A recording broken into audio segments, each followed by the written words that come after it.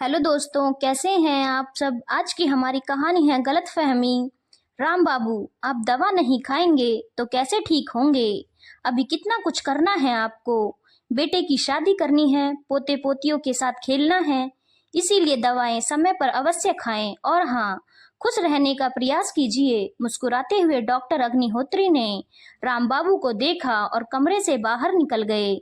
भाई साहब, आप इतने दिनों से इनका इलाज कर रहे हैं, ये ठीक क्यों नहीं हो रहे हैं। इन्हें हुआ क्या है। राम बाबू की पत्नी कविता ने डॉक्टर अग्निहोत्री से चिंतित स्वर में पूछा।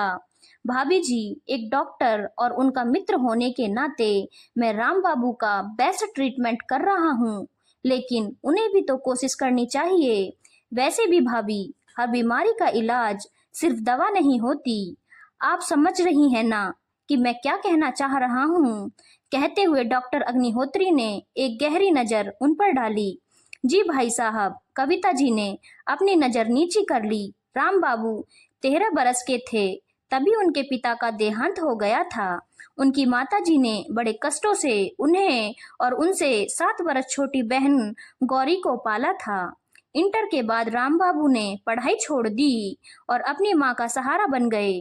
थोड़ी पूंजी लगाकर उन्होंने कपड़े की एक दुकान खोली।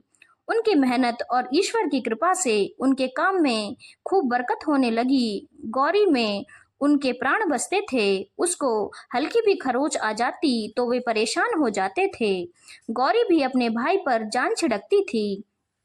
माताजी का आदेश पाकर राम ने उनकी पसंद की लड़की कविता से विवाह कर लिया।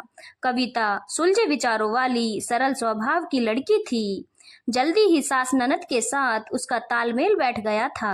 समय के साथ कविता 2 बेटों की मां बन गई। गौरी अपने भतीजों के साथ खेलते हुए खुद बच्ची बन जाती थी। दोनों भतीजों के साथ गौरी का जुड़ाव देखकर कविता उससे मजाक करती। ससुराल जाते समय इन्हें भी साथ ले जाना, तब वह धत्त भाभी कहकर शर्मा जाती थी। गौरी की माताजी अस्वस्थ रहने लगी। तब उन्होंने राम से कहा कि कोई अच्छा सा घर वर देख लो। अपनी आंखों के सामने बेटी को विदा कर देना चाहती हूँ। भाग्य से उन्हें अपने ही शहर में अच्छा परिवार मिल गया। पिता अध्यापक और पुत्र पंकज बैंक अधिकारी। उन्होंने तुरंत बात पक्की करके चटमंगनी पट ब्याह कर दिया।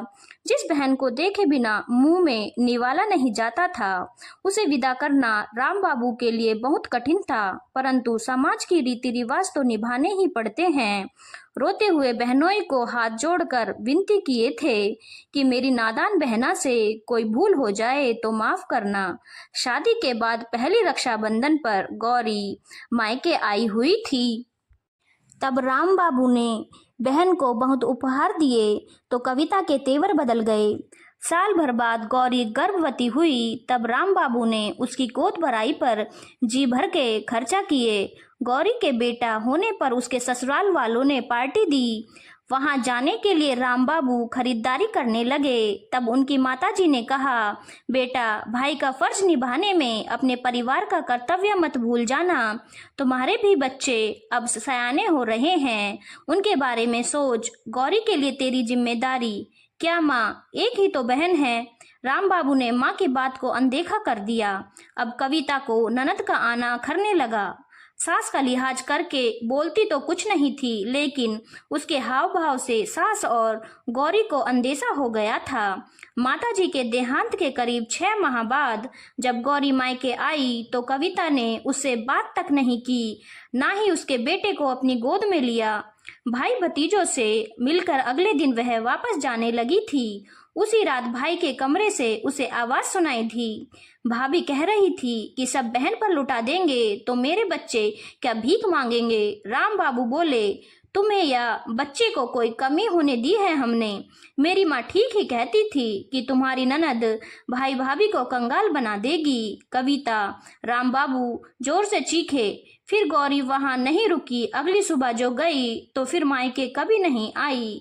रक्षाबंधन के दिन राम बाबू रूठी बहन को मनाने गए, लेकिन उसने हंसकर मना कर दिया।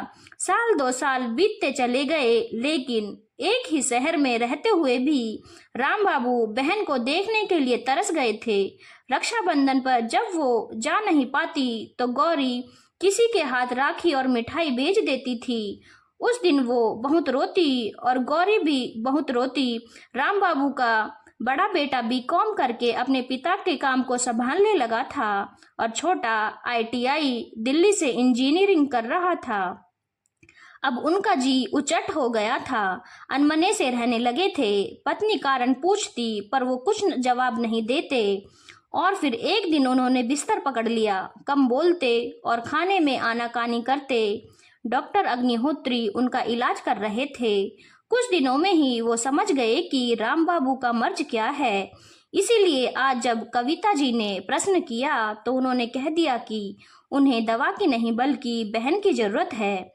कविता जी तुरंत ननद के ससुराल गई और हाथ जोड़कर माफी मांगते हुए बोली, अपने भाई को बचा लो गौरी। क्या हुआ मेरे भाई को? जैसी थी वैसे ही भाभी के साथ मायके आ गई और भाई के गले लगकर रो पड़ी। बहन की आवाज ने राम बाबू के शरीर में जैसे प्राण फूंक दिए हों। मेरी बहना आ गई कहते ही उठकर बैठ गए। उनका चेहरा खिल उठा। इतने दिनों बाद पति को हंसते बोलते देख कविता जी की आंखें खुशी से भर आईं। खाने का थाल गौरी को थमाते हुए बोली, अब आप दोनों भाई बहन खाना खाइए, मैं आती हूँ। चाय का कप डॉक्टर अग्निहोत्री को देने लगी तो वो भी बोले, देखा भाभी? बहन को देखते ही राम बाबू की बीमारी उड़न-छू हो गई। हाँ भाई साहब, आपने ठीक ही कहा था कि हर बीमारी का इलाज सिर्फ दवा नहीं होती। उनकी बीमारी तो बहन से बिछोह था जो उसे देखते ही ठीक हो गई।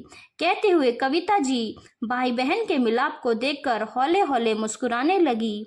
धन्यवाद दोस्तों। अगर आपको कहानी अच्छी लगी हो तो चैनल को लाइक, शेयर और सब्सक्राइब करना ना भूलें।